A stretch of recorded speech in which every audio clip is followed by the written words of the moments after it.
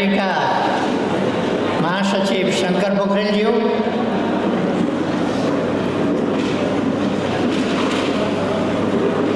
पुराना संस्थापक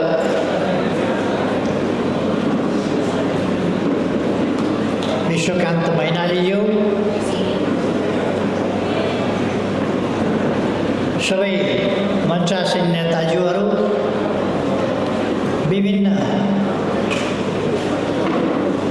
जनवर्गीय सङ्गठनका पदाधिकारी र प्रतिनिधि साथीहरू र यस अनेरा सभियोग 24औं महाधिवेशनमा उपस्थित हुनुभएका सम्पूर्ण प्रतिनिधि साथीहरू र यस कार्यक्रमलाई सफल बनाउन यहाँ उपस्थित हुनुभएका सम्पूर्ण भाइ बहिनीहरू र दिदीबहिनी दाजुभाइहरू, आज अत्यन्तै खुसी लागेको छ मलाई। खास गरी तपाईहरूको यो अधिवेशन अत्यन्तै जागरुक, अत्यन्तै सक्रिय खालको अधिवेशन रहेको छ। म दक्षिण अफ्रिकाको पार्टीको महाधिवेशनमा गएको थिएँ। त्यो महाधिवेशनमा उहाँहरूको चलन के रहेछ भने भाषण गर्दा गर्दै पनि गीत गाइदिने। एकछिन गीतमय सङ्गीतमय हुन्छ अनि फेरि शान्त हुन्छ अनि भाषण कन्टिन्यू हुन्छ। फेरि एउटा सन्दर्भ मिल्यो, प्रसङ्ग मिल्यो, त्यसअनुसार भाषणकै बिचमा पनि गाना गाइहाल्ने अनि फेरि एकछिन सङ्गीतमय हुन्छ, फेरि शान्त हुन्छ, फेरि भाषण हुन्छ। यति राजनीतिलाई पनि यति सङ्गीतमय ढङ्गले उहाँहरूले कार्यक्रमलाई यति सङ्गीतमय ढङ्गले लानुहुँदो रहेछ। मलाई आज त्यस्तै याद हुन्छ। विद्यार्थी भाइ बहिनीहरूको सङ्गीतमय छ, गानामय छ, उत्साहमय छ, उल्लासमय छ यो यसले बताउँछ यो अधिवेशन सफलता भइ नै सक्यो। अब यसलाई औपचारिक रूपमा सफलतामा पुर्याउनु छ। मैले विश्वास लिएको छु अनेरा सभियोको यो 24औं अधिवेशन साँच्चै सफल र ऐतिहासिक अधिवेशन हुनेछ। तपाईहरुले विद्यार्थी आन्दोलनको इतिहास, अनेरा सभियोको इतिहास, आजको युवा पिँढीको काँधमा रहेका अभिभाराहरू, त्यसको दायित्वबोध समेत त्यो लिएर तपाईहरु यहाँ उपस्थित हुनुभएको छ। त्यसकारण तपाईहरुले यही उत्साहका साथ, त्यही जिम्मेवारी बोधका साथ तपाईहरुले यस अधिवेशनलाई अत्यन्तै भव्यताका साथ एकताबद्ध भएर सम्पन्न गर्नुहुनेछ। भियतनाममा एउटा ठुलो कार्यक्रम स्थल छ, परेड मैदान। त्यस परेड मैदानको छेउपट्टि लेखिएको छ एउटा ठुलो भवनमा, हामीलाई तीनवटा कुरा सबभन्दा महत्त्वपूर्ण छन्। त्यो एकता, फेरि पनि एकता र अझ सुदृढ एकता। आज हामीलाई त्यही आवश्यकता छ। एकता, फेरि पनि एकता र अझ सुदृढ एकता हामीलाई आवश्यक छ। एकता बिनाको संगठनले केही पनि गर्न सक्दैन।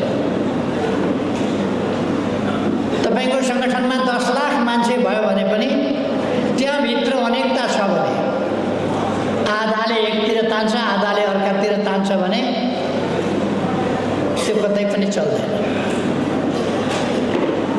एउटा रथ तान्दा अगाडिबाट सबैले तान्यो भने रथ अगाडि बढ्छ, आधाले अगाडि आधाले पछाडि तान्यो भने रथ हल्लिन्छ मात्रै, कतै पनि जाँदैन। त्यसकारण सङ्गठनलाई अगाडि बढाउनु छ भने, सङ्गठनलाई गतिशील बनाउनु छ भने, सङ्गठनले आफूले चाहेका उपलब्धिहरू हासिल गर्नु छ भने पहिलो कुरा हो एकता चाहिन्छ। हामीले सही नीतिहरू लिएका छौँ, बिल्कुलै सही नीतिहरू लिएका छौँ। हामी सही दर्शनद्वारा निर्देशित छौँ, सही सिद्धान्तद्वारा निर्देशित छौँ। हामी सही रणनीति र कार्यनीतिहरूद्वारा निर्देशित छौँ। हामीले सही गन्तव्य तोकेका छौँ, त्यो गन्तव्यमा पुग्ने सही बाटो तोकेका छौँ र त्यसका विभिन्न कस्ता कस्ता पडाव आउन सक्छन् भन्ने ती पडावहरू, ती घुम्तीहरू, ती मोडहरू पनि हामीले देखेका छौँ। हाम्रा सामु कस्ता चुनौती छन् त्यो पनि हामीलाई थाहा छ र ती चुनौतीको सामना कसरी गर्छौँ, हामी तिनलाई पराजित गरेर कसरी सफलतामा पुग्छौँ त्यो पनि हामीलाई थाहा छ। त्यसकारण आज सही नीति छँदैछ, आवश्यकता छ ती नीतिहरूको कार्यान्वयनको, सही र सफल कार्यान्वयन। नीतिको समस्या हामीसँग छैन, सही र सफल कार्यान्वयनको छ। हामी भड्किनु हुँदैन। यस देशमा लोकतन्त्र, साँच्चैको लोकतन्त्र हामीले ल्याएका हौँ, गणतन्त्र हामीले ल्याएका हौँ। हाम्रो बलिदान, हाम्रो सङ्घर्ष त्यसबाटै आएको छ। यो लोकतन्त्र, यो गणतन्त्र, यसको रक्षा गर्ने, यसलाई सुदृढ गर्ने र यसलाई गतिशील ढङ्गले सही बाटोमा अगाडि बढाउने र हामीले भनेका छौँ समृद्ध नेपाल, सुखी नेपाली, त्यस गन्तव्यमा पुर्याउने अभिभारा हाम्रो छ। हाम्रो साथमा जनताको बहुदलीय जनवाद छ। जनताको बहुदलीय जनवाद हिजो हामीले यस्तो परिस्थितिमा ल्याएका थियौँ जति बेला विश्वभरि नै कम्युनिस्ट र समाजवादी आन्दोलन धरापमा परेको थियो। अलिक कता कता गुनगुन भए जस्तो सुन्छु, के भयो? कोही बोल्दै हुनुहुन्छ कि क्या?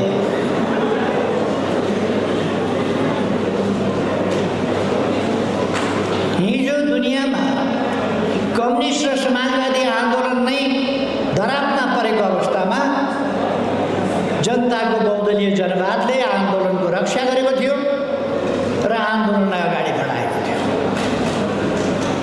त्यति बेला हामी सरकारमा हुने, सरकारको नेतृत्व गर्ने, सरकार सञ्चालन गर्ने, समग्र सामाजिक आन्दोलनको नेतृत्व गर्ने अभिभारा र त्यो उत्तरदायित्व हाम्रो काँधमा आइसकेको थिएन। त्यति बेला हामी त्यस दिशातर्फ अगाडि बढ्न खोजिरहेका थियौँ। त्यसै बेला अन्तर्राष्ट्रिय रूपमै एउटा धेरै ठुलो प्रतिकूल परिस्थिति आइलाग्यो। त्यस परिस्थितिलाई सामना गर्न हामीले जनताको बहुदलीय जनवाद प्रतिपादन गऱ्यौँ। जननेता मदन भण्डारीको अगुवाईमा जनताको बहुदलीय जनवाद प्रतिपादन गऱ्यौँ र आन्दोलनलाई जोगायौँ र दृढताका साथ अगाडि बढ्यौँ। हामीले विचार फ्याँकेनौँ, उद्देश्य फ्याँकेनौँ, झन्डा फ्याँकेनौँ, गन्तव्य छोडेनौँ, यात्रा छोडेनौँ, सही बाटो छोडेनौँ। फेरि पनि हामी छोड्ने छैनौँ। आज हामी सरकारमा छौँ, हामी पटक पटक सरकारको नेतृत्व गरिरहेका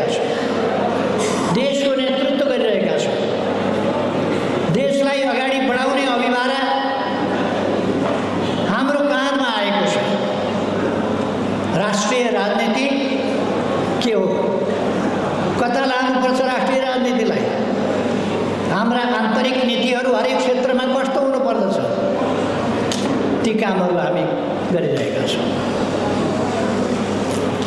आज सरकार कसरी चल्नुपर्छ, सुशासन र विकासका लागि हामीले के कस्ता नीति र प्रयासहरू गर्नुपर्दछ, आज हामी त्यस ठाउँमा छौँ।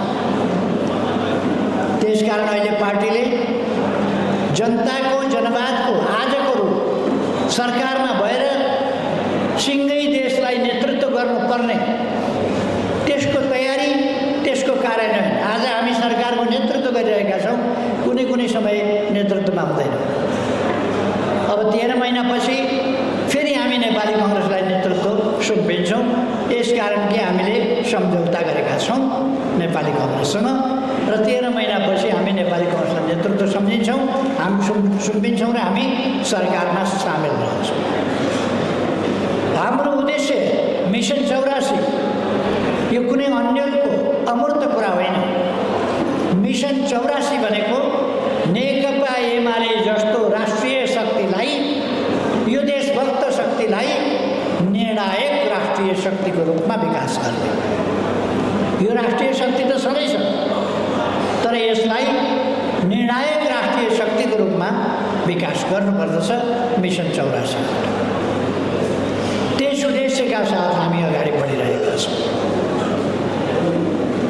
हाम्रा विरोधीहरूले, प्रतिक्रियावादी शक्तिहरूले अनेक प्रकारका जालझेल गरेर सहकार्य गरिरहेको नेपाली कङ्ग्रेसलाई मिसन 84 भनेको छ, कङ्ग्रेसलाई सिद्ध्याउँछु भनेको छ, बहुमत ल्याउँछु भनेको छ भनेर खेल्न खोज्छन् यहाँभित्र। तर नेपाली कङ्ग्रेसले पनि बहुमत ल्याउँछु भन्छ हामीसँग सहकार्य गर्दा गर्दै पनि, र हामी पनि भन्छौँ बहुमत ल्याउँछौँ। कसले ल्याउँछ त्यो आफ्नो ठाउँमा होला, तर बहुमत ल्याउने दाबी हरेकले गर्छ। यतिसम्म कि प्रचण्ड त उहाँ 84 सालको जस्तै लहर आइसक्यो भनेर के सपना देखिरहेका छन् भने हामी त वास्तवमै एउटा मजबुत राष्ट्रिय शक्तिको रूपमा छौँ, सबभन्दा लोकप्रिय पार्टीको रूपमा छौँ। त्यसकारण हामी तदनुसार नै अगाडि बढ्नुपर्छ। यस काममा हाम्रो पार्टी भनेको दुईटा कुरा बाहेक केही पनि बाँकी रहँदैन। एउटा पार्टीका विभिन्न तहका कमिटीहरू र सदस्यहरू, अर्को पार्टी सम्बद्ध आबद्ध जनसङ्गठनहरू, वर्गीय सङ्गठनहरू, पेसागत सामुदायिक सङ्गठनहरू, तिनका सम्पूर्ण सङ्गठनात्मक संरचना र सदस्यहरू। हाम्रो पार्टी भनेको यति। त्यसमध्ये मैले भन्ने गरेको छु, आज बदलिलो परिस्थिति छ, आइटीको जमाना छ, एआईको जमाना छ। यस प्रविधिको जमानामा, विकासका लागि प्रविधि प्रयोग गर्ने जमानामा नयाँ पिँढीले मात्रै प्रविधिलाई सजिलोसँग पढ्न पाएको छ, बुझ्न पाएको छ, प्रयोग गर्न सक्दछ र विकासको गतिलाई प्रविधिको प्रयोगद्वारा अगाडि बढाउन सक्दछ। यही कामको नेतृत्व गर्ने एउटा नयाँ शक्ति उदाउँदैछ अनेरा सुब्युको माध्यमबाट। नयाँ प्राविधिक चेतना र क्षमतासहित युवा शक्ति उदाउँदैछ। युवा सङ्घ आफ्नो ठाउँमा काम गरिरहेको छ यसै फिल्डमा, तर विद्यार्थी क्षेत्रभन्दा प्राय बाहिर उसले काम गरिरहेको छ। तर नवोदित विद्यार्थी क्षेत्रमा अनेरा सुब्युले काम गरिरहेको छ। वास्तवमा कहिले कहिले कुनै कारणवश अलिकति तलमाथि पर्नु बेग्लै हो। म भन्छु इतिहासमा सदैव अनेरा सुब्यु नेपालका विद्यार्थी सङ्गठनहरूमध्ये सबभन्दा प्रमुख, सबभन्दा बलियो, सबभन्दा सचेत, सबभन्दा जुझारु र सफल छ।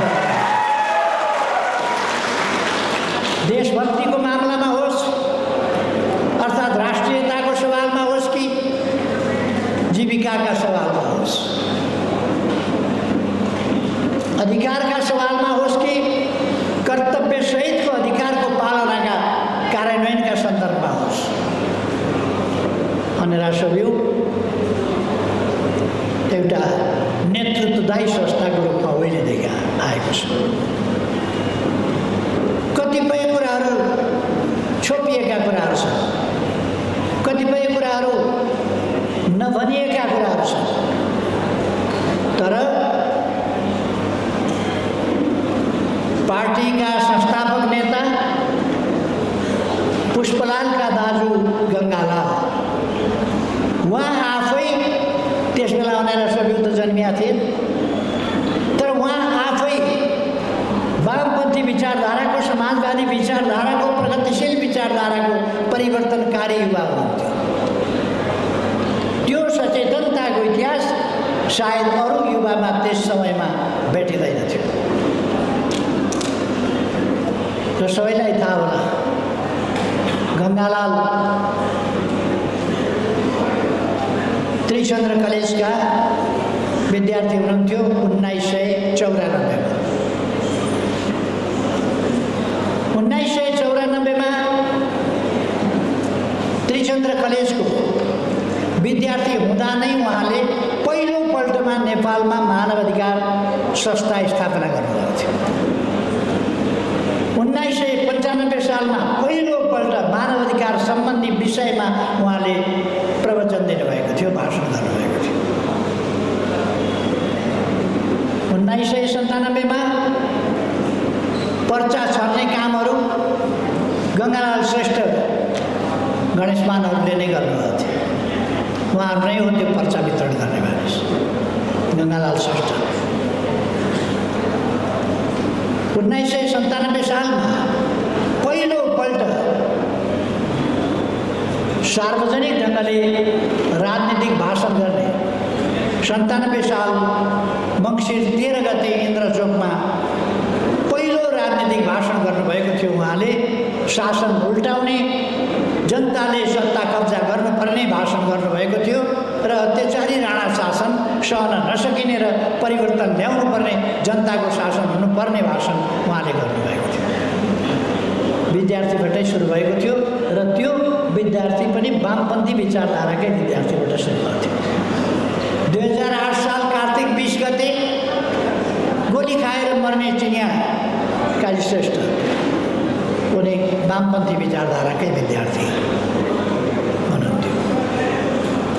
यसरी विद्यार्थी आन्दोलन अगाडि नैदेखि नेपालको राजनीतिक जागरण, राजनीतिक सङ्गठन, राजनीतिक आन्दोलन र राजनीतिक परिवर्तनमा अनेरा सोभियुको भूमिका सधैँ जागरुक र सशक्त बनेको छ। जति बेला अरू आन्दोलन थिएनन् त्यति बेला विद्यार्थी आन्दोलन थियो। 32 सालमा विद्यार्थीहरूले आन्दोलन गरे पञ्चायतको त्यस्तो जगजगीभित्र।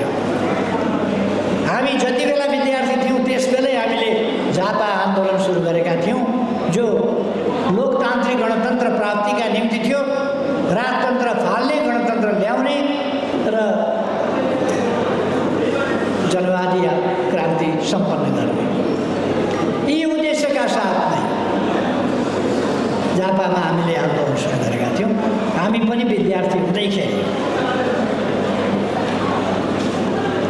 म आफै विद्यार्थी सङ्गठनको सदस्य त थिइनँ, तर अनेरा सोभियु, अघि अनेरा सोभियुको कुरा गर्नुभयो विश्वकान्त मैनालीजीले, त्यो अनेरा सोभियुको स्थापना र विस्तार हामीले गरिरहेका थियौँ र त्यसलाई ठाउँ ठाउँमा त्यस बेला भर्खर स्वतन्त्र विद्यार्थी युनियनबाट अलिकति छुट्टिएको थियो, स्वतन्त्र विद्यार्थी युनियन र अनेरा सोभियु, किनभने त्यसभित्रबाट स्वतन्त्र विद्यार्थी युनियनबाट नेभी सङ्घले आफूलाई पृथक गरेर नेभी सङ्घ बनायो। नेभी सङ्घ एकातिर बनेपछि अर्कातिर अखिल नेपाल राष्ट्रिय स्वतन्त्र विद्यार्थी युनियन बन्यो। विद्यार्थी आन्दोलनको इतिहास सदैव गौरवपूर्ण रहिआएको छ। त्यसकारण म विद्यार्थी भाइ बहिनीहरूलाई भन्न चाहन्छु, यो आन्दोलन अत्यन्तै गौरवपूर्ण, अत्यन्तै जिम्मेवार, बलिदानपूर्ण र सङ्घर्षपूर्ण थियो। 36 सालको आन्दोलनमा त्यस आन्दोलनलाई सफल बनाउनका लागि आन्दोलन टुङ्ग्यायौँ भन्नेहरूलाई जवाफ दिएर, आन्दोलनलाई निरन्तरता दिएर जन्म सङ्ग्रहको घोषणा गराउन बाध्य पार्ने अनेरा सोभिउ थियो।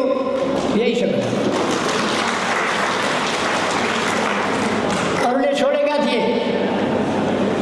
अरूले सम्झौता गरिसकेका थिए, तर जनमत सङ्ग्रह गराएर सूर्य चन्द्र रहेसम्म पञ्चायत रहन्छ भन्ने भ्रम यो कि त्यो भनेर सुधारिएको पञ्चायत कि बहुदलीय व्यवस्था भनेर जनमत सङ्ग्रह भएपछि घाम जुन रहेसम्म रहने व्यवस्था होइन रहेछ भन्ने स्थापित भयो र त्यो जनमत सङ्ग्रहमा गयो। त्यसर्थ विद्यार्थी अनेरा सोभिउमा यस सङ्गठनमा अग्रगामी चेतना र परिवर्तन ल्याउने हिम्मत यही सङ्गठनमा थियो। आज पनि आन्दोलनमा सहभागिताको हिसाबले यद्यपि अझै अनेरा सोभिउले अझै आफूलाई गतिशील र आन्दोलनकारी विद्यार्थीका रूपमा कायम राख्नुपर्छ। विद्यार्थीका नाउँमा अनेरा सोभिउलाई म भन्न चाहन्छु, विद्यार्थीका नाममा तोडफोडकारी, कुटपिटकारी, आगजनीकर्ता यही त्रिभुवन विश्वविद्यालय विद्यार्थी सङ्गठनका नाममा कोही आगो लगाएर हिँड्ने, कोही लाइब्रेरी जलाएर हिँड्ने, कोही ताला लगाएर हिँड्ने, कोही कुटपिट गरेर हिँड्ने, कोही शिक्षकका ढाड भाँचेर हिँड्ने, कोही क्याम्प उसको भिसीको कोठा तोडफोड गरेर हिँड्ने, यस्तो खालको विद्यार्थी अनेरा सोभिउले जन्माउँदैन, जन्माउनु हुँदैन। अनेरा सोभिउ भद्र विद्यार्थीहरूको सङ्गठन हो।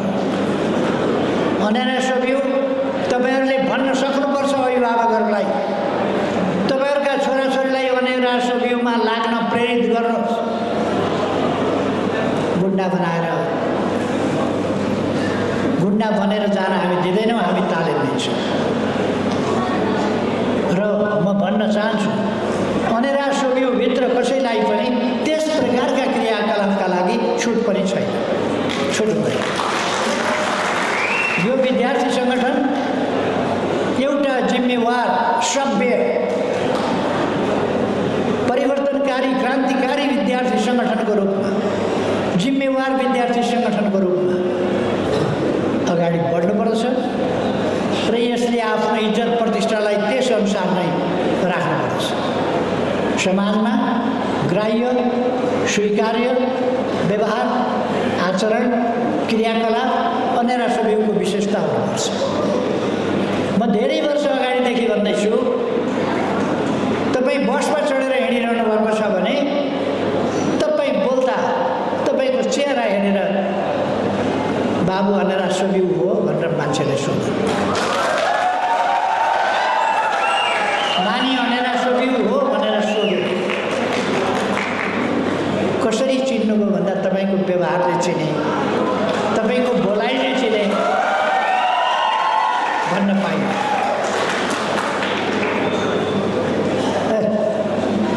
के व्यवहार हो तिम्रो बाबु, के गरे यस्तो भनेपछि कार्ड देखाएर म त अनेरा सोभिउ भनेर बेइज्जत हुन नपरोस्।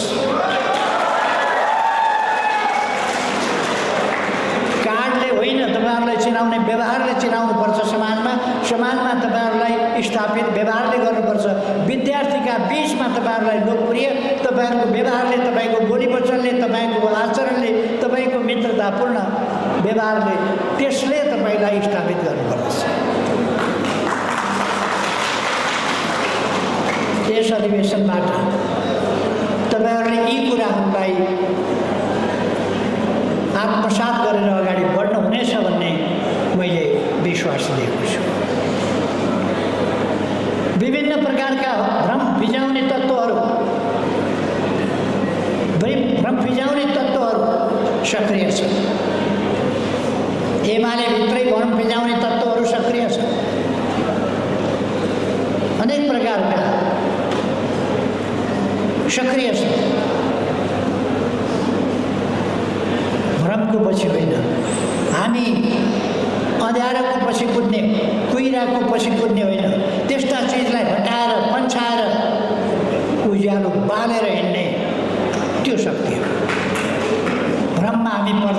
रुमलिँदैनौँ भ्रम चिरेर अगाडि बढ्छौँ।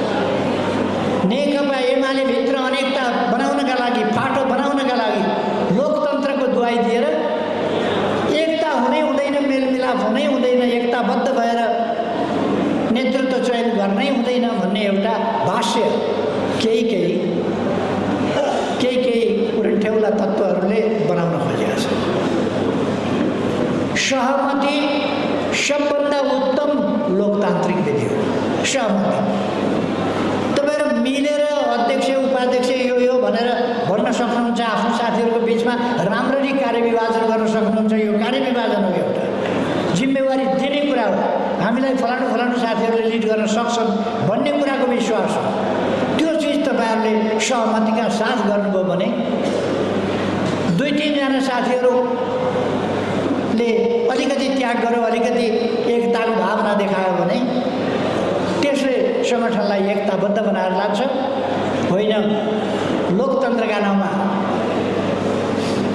अनि पछि हारिसकेपछि एकजना पराजित भएपछि भाइ तपाईँले हार्नु भएको छैन, तपाईँले चुनाव गराएर छाड्नुभयो त्यो जित हो, तपाईँले 2 फ्याक गराएर छोड्नुभयो त्यो चाहिँ जित हो, तपाईँले मताधिकार दिलाएर छोड्नुभयो त्यो चाहिँ जित हो भनेर फेसबुके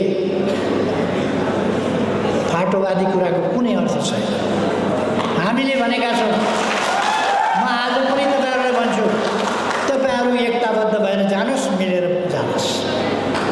सक्दै सक्नुहुन्न, मिल्न सक्नु भएन, बाकस थाप्न मन लाग्यो भने थाप्नुहोस्। त्यो अधिकार नेकपा एमाले भित्र छ, त्यो भनेर सुरु त्यो अधिकार भनेर सुरु त्यो हामीले देशमै व्यवस्था नै लोकतान्त्रिक व्यवस्था, लोकतान्त्रिक प्रणाली हामीले लडेर ल्याएका हौँ। बलिदान दिएर, यातना सहेर, जेल खटेर त्यसरी ल्याएका हौँ। अहिले केही गफाडीहरू हामीलाई लोकतन्त्र सिकाउन फेरि फुत्त कथाबाट निस्किन्छ। लोकतन्त्रका लागि हामीले सङ्घर्ष गरेर आएका छौँ र लोकतन्त्रको महत्त्व हामीले बुझेका छौँ। लोकतन्त्र के हो, कसरी रक्षा गर्नुपर्छ भनेर। त्यसको अर्थ पार्टीमा झ्याम्टा बजाइ भयो भने लोकतन्त्र हुने, झ्याम्टा बजाइ भएन भने लोकतन्त्र नहुने भ्रम पाल्नु हुँदैन। एकताबद्ध भयो भने देशमा लोकतन्त्र चाहियो कि देशको लोकतन्त्र जेसुकै होस्, हामीलाई चाहिँ जुझ्न पर्यो आपसमा। हामीलाई आपसमा जुझ्ने भन्दा एकताबद्ध भएर लोकतन्त्र ल्याउने कुरो महत्त्वपूर्ण कुरा हो। त्यसर्थ हामी यस्ता कुराहरूमा सजग हुनुपर्दछ। भावनामा बग्ने होइन, भावनामा बगेर कुद्ने होइन। तपाईँहरूलाई जे गर्नुपर्छ गर्नुहोस्, एकताबद्ध भएर जानुहोस्, मेरो सुझाव हो। अर्को सुझाव, हुनै सक्नुहुन्न भने मित्रतापूर्ण प्रतिस्पर्धा गर्नुहोस्। प्रतिस्पर्धा गर्दा प्यानल बनाएर नगर्नुहोस् भन्छ। प्यानल बनाएर गर्नुभयो भने त्यसले भोलिसम्म सङ्गठनलाई विभाजित गर्छ। अस्ति कोही मेचीका छन्, कोही महाकालीका छन्, कोही कर्णालीका छन्, कोही जनकपुरका छन्, कोही दोलखाका छन्, कोही कहाँका छन्, कपिलवस्तुतिरका छन्। यस्तो साथीहरू पोखरामा अधिवेशनमा उठेका र नजितेका साथीहरू भुलै आउनुभयो।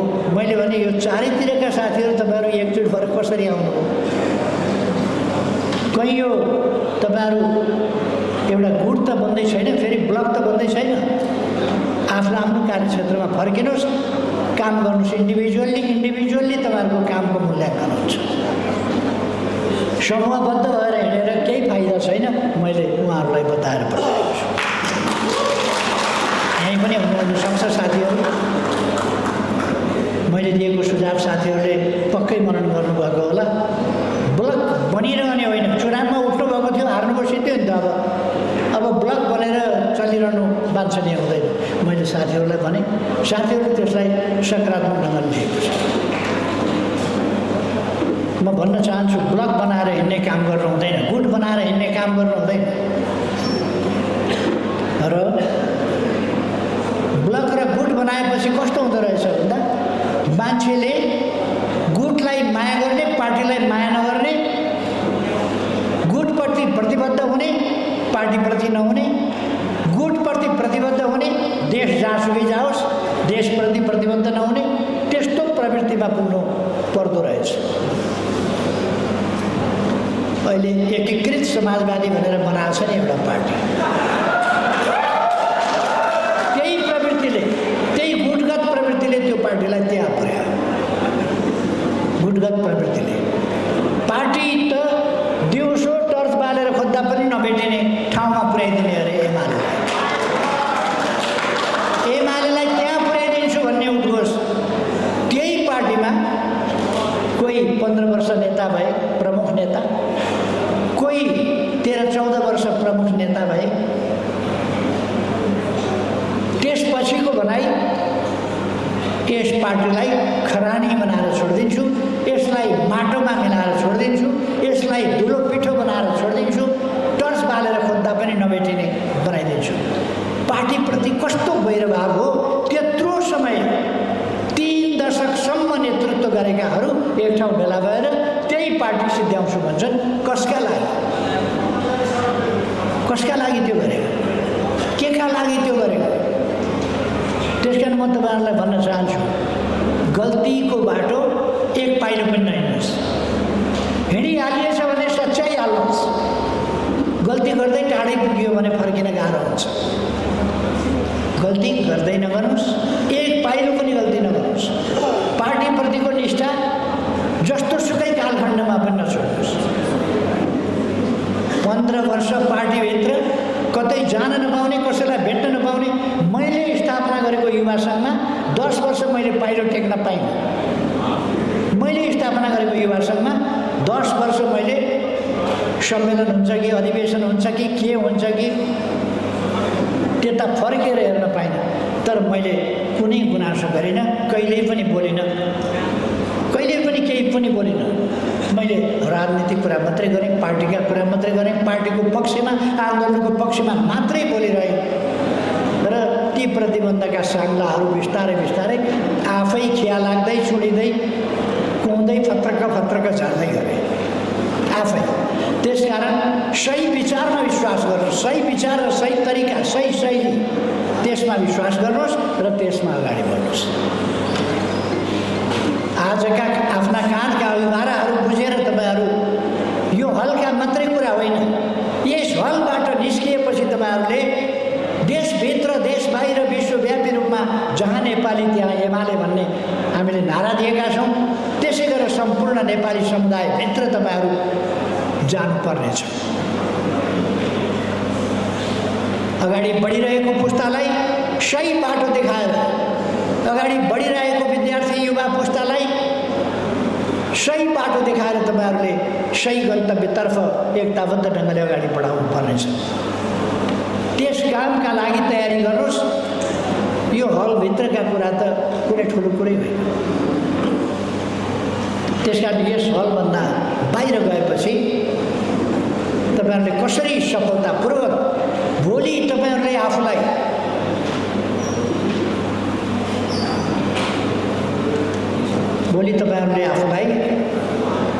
लिडरको रूपमा, एउटा वैचारिक नेताको रूपमा, एउटा कुशल सङ्गठक नेताको रूपमा, एउटा आन्दोलनको म्याग्नेटको रूपमा, एउटा आन्दोलनको नेताको रूपमा तपाईँहरूले आफूलाई स्थापित गर्नुपर्नेछ।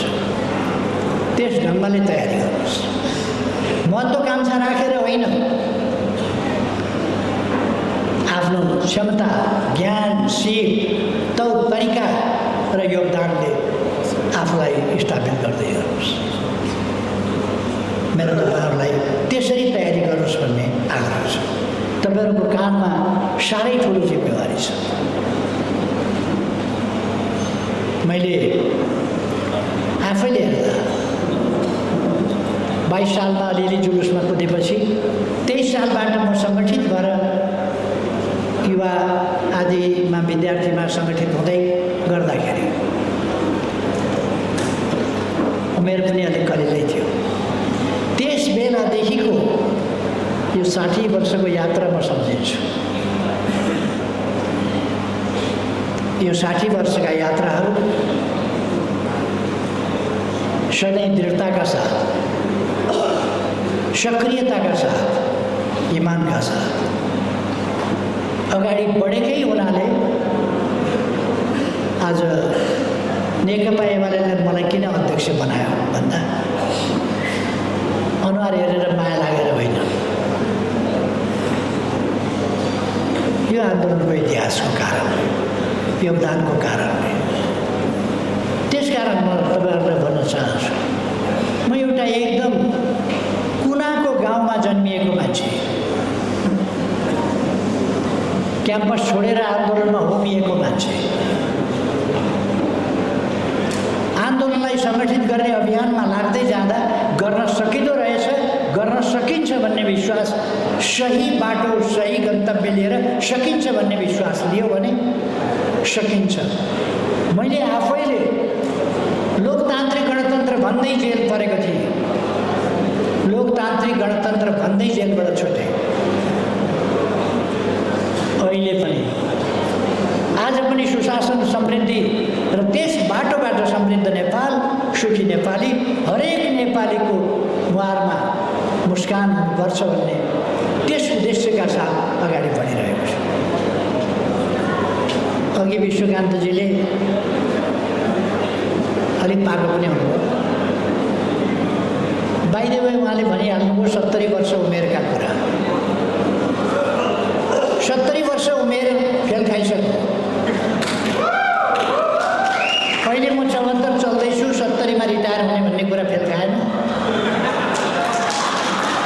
अहिले म 74 चलिरहेको छु, 70 मा रिटायर हुन अब 4 वर्ष घटाउन भएन क्या उमर।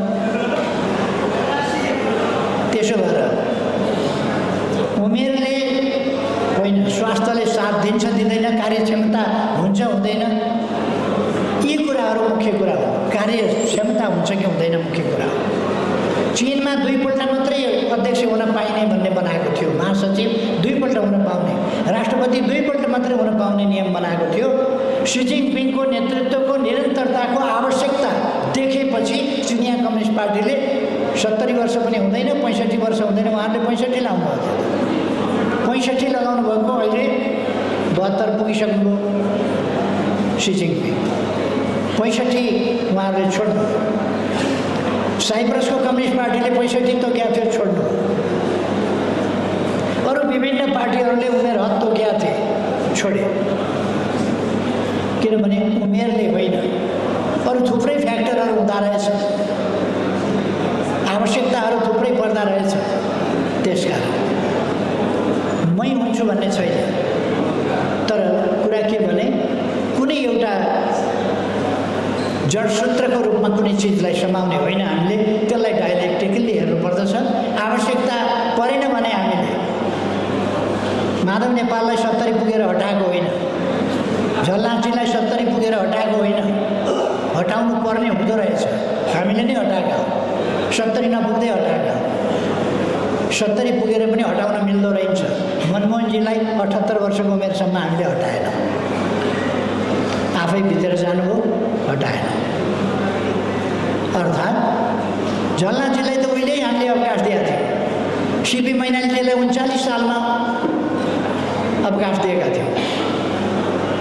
39 साल भनेको उहाँ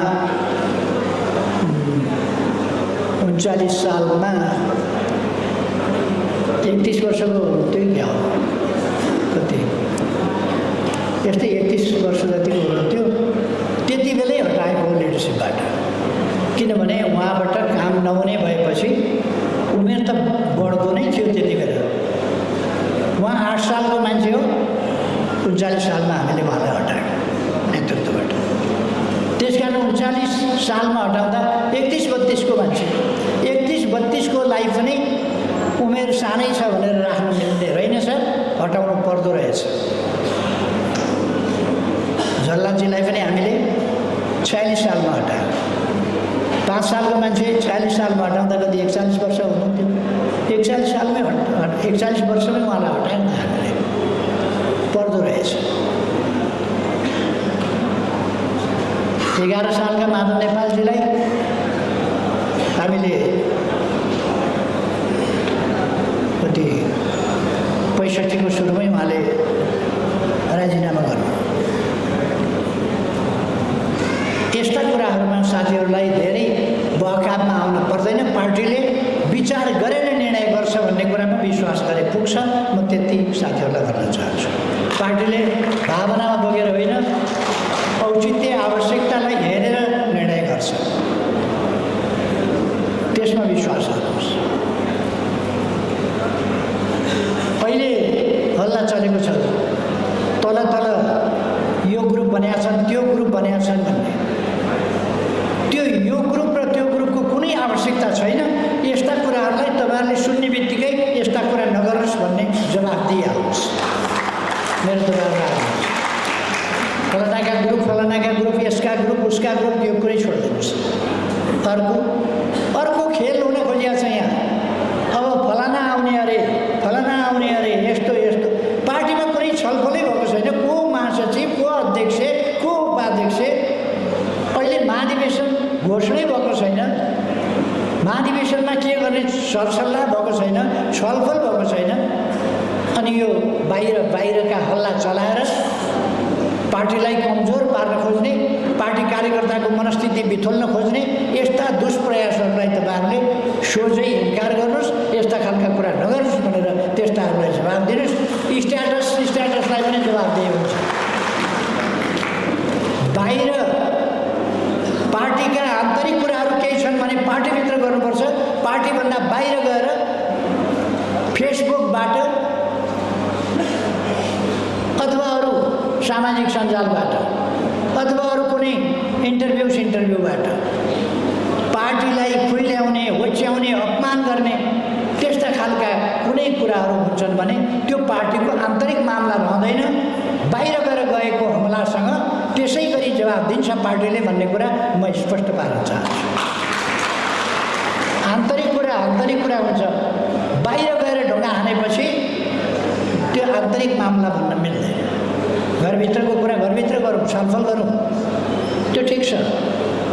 तर यदि त्यसो होइन र बाहिर गएर कसैले ढुङ्गा हान्छ भने त्यो कुरा सहँदा हामी हैरान भएका छौँ। भीम रावलले वर्षौँसम्म कहिल्यै पोजिटिभ कुरा नगर्ने, कहिल्यै सकारात्मक पार्टीको पक्षमा कुरा नगर्ने, बाहिरबाट ढुङ्गा हानेको छ। पार्टीको हुँ भन्न नछोड्ने, पार्टीको विरोध गर्न कहिल्यै नछोड्ने। पार्टीभित्र हुँदा पनि अराजक, बाहिर हुँदा पनि अराजक। पद नदिए एकछिन पनि पद बिना बस्न नमान्ने, आम्दानी हुने ठाउँ आदि चाहियो, नत्र भने एकछिन पनि बस्न नसकिने। त्यो खालका प्रवृत्तिहरू एमाले प्रवृत्ति होइन। त्यसकारण हामीले त्यस्ता प्रवृत्तिहरूबाट टाढै रहनु बाँच्छनीय हुन्छ। तलतिरका विभिन्न गुटबन्दीहरूलाई तपाईँहरूले अन्त्य गर्नका लागि मद्दत गर्नुहोस्। तपाईँहरूले अस्वीकार गर्नुहोस् यस्ता कुराहरूलाई, त्यही हो तपाईँहरूको मद्दत। अब मैले भने तपाईँहरू एकताबद्ध भएर जानुहोस्। देशलाई नेकपा एमालेको एकताबद्धता चाहिएको छ। एक ढिक्का एमाले। त्यसो गर्दा नेकपा एमालेलाई कसैले पराजित गर्न सक्दैन र नेकपा एमालेको मिसन 84 सफल रहन्छ। एकताबद्ध एमाले हुन सिङ्गै कमिटीहरू, पार्टीका कमिटीहरू, पार्टी कार्यकर्ताहरू, जनवर्गीय सङ्गठनहरू, तिनका कमिटीहरू, तिनका सङ्गठनहरू, तिनका सदस्यहरूमा हार्दिक एकता, एक मना एकता। एक मना भनेको एक मन सहित एकै मन बनाएको एकता आजको आवश्यकता। त्यसकारण यस कुरालाई ध्यानमा राखेर हाम्रा युवाहरू अगाडि बढ्नुहोस्। र म तपाईँहरूलाई आग्रह गर्न चाहन्छु, भनेर सबै नेपालको शैक्षिक आन्दोलनमा, सामाजिक आन्दोलनमा, राजनीतिक आन्दोलनमा, सांस्कृतिक आन्दोलनमा, हरेक आन्दोलनमा अनेरा सबियुको महत्त्वपूर्ण र ऐतिहासिक योगदान रहिआएको छ। त्यस गौरवपूर्ण इतिहासलाई अगाडि बढाउनुहोस्। आज शिक्षा कस्तो हुनुपर्छ, शिक्षा प्रणाली कस्तो हुनुपर्छ र विद्यार्थीका हक हितका कुराहरू, यथोचित हक हितका कुराहरू कस्तो हुनुपर्छ, ती कुराहरू तपाईँहरूले फर्मुलेट गर्ने हो, तयार गर्ने हो। त्यसले पार्टीलाई पनि मद्दत पुग्छ, सरकारलाई पनि मद्दत पुग्छ। तपाईँहरू वास्तवमा आफ्ना मात्रै हितहरूमा केन्द्रित भएर होइन, नेपालको शिक्षा, सम्पूर्ण नेपाली बालबालिकाहरूलाई शिक्षित बनाउने कसरी र गुणस्तरीय शिक्षा, गुणस्तरीय उच्च शिक्षा नेपालका सम्पूर्ण बालबालिकाहरूलाई कसरी दिलाउन सकिन्छ त्यसमा जान आवश्यक छ। यस दिशामा सोच्नुहोस् र शिक्षा क्षेत्रका अन्य आवश्यक नीतिहरू कस्ता हुनुपर्छ त्यसमा सुझाव दिनुहोस्। शिक्षा क्षेत्रमा देखा परेका विकृतिहरूका विरुद्ध तपाईँहरूले जिहाद छर्नुहोस्। विकृतिहरू हुनुहुँदैन, शिक्षा क्षेत्रमा विकृतिहरू छन्, तिनीहरूलाई हटाउनु पर्छ। त्यसर्थ यो गौरवपूर्ण इतिहास, गहन अभिवारा, बहुआयामिक अभिवारा जो तपाईँहरूका काममा छन् तिनीहरूलाई सफलतापूर्वक वहन गर्नुहोस्। यस अधिवेशनले नीतिगत, साङ्गठनिक, नेतृत्वगत, अन्य संरचनागत, विधि विधानगत सबै क्षेत्रमा उपयुक्त काम गरोस् भन्ने म शुभकामना भन्न चाहन्छु। र यही शुभकामनाका साथ तपाईँहरू सबैमा धेरै धेरै शुभकामना